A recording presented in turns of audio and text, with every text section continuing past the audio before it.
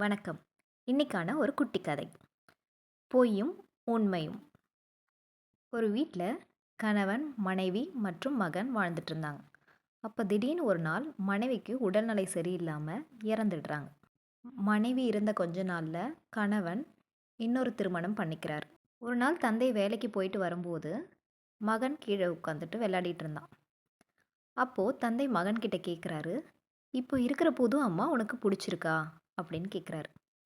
அப்போது மகன் சொல்கிறான், என் அம்மா என்கிட்ட நிறைய பொய் சொல்லுவாங்க.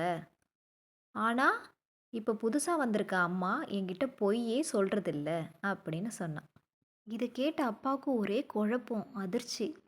என்ன, உங்கள் அம்மா என்ன பொய் சொல்லியிருக்காங்க உன்கிட்ட அப்படின்னு கேட்குறாரு. அதுக்கு அந்த பையன் சொல்கிறான், நான் ஏதாவது சேட்டை பண்ணால் எனக்கு அம்மா சாப்பாடு போட மாட்டேன் அப்படின்னு சொல்லிட்டு எனக்கு பசி வந்தோடனே என்னை தூக்கி மடியில் உட்கார வச்சு உருண்டை பண்ணி ஊட்டிகிட்டே இருப்பாங்க. என்னை கொஞ்சிட்டே ஊட்டுவாங்க. ஆனால் இப்போ இருக்க புது அம்மா நான் சேட்டை பண்ணின போதும் என்னை அடித்து உனக்கு சோறு கிடையாது அப்படின்னு சொன்ன வார்த்தையை 2 நாளாக காப்பாற்றிட்டுருக்காங்க. அவன் சொன்ன வார்த்தை அவங்க அப்பா கண்ணை கலங்க வச்சிருச்சு. அழுதுட்டே அவனை உடனடியாக தூக்கி ஹோட்டலுக்கு கொண்டு போய் உணவு வாங்கி கொடுக்கிறார். இந்த கதையிலேருந்து உங்களுக்கு என்ன தெரியுதுங்க?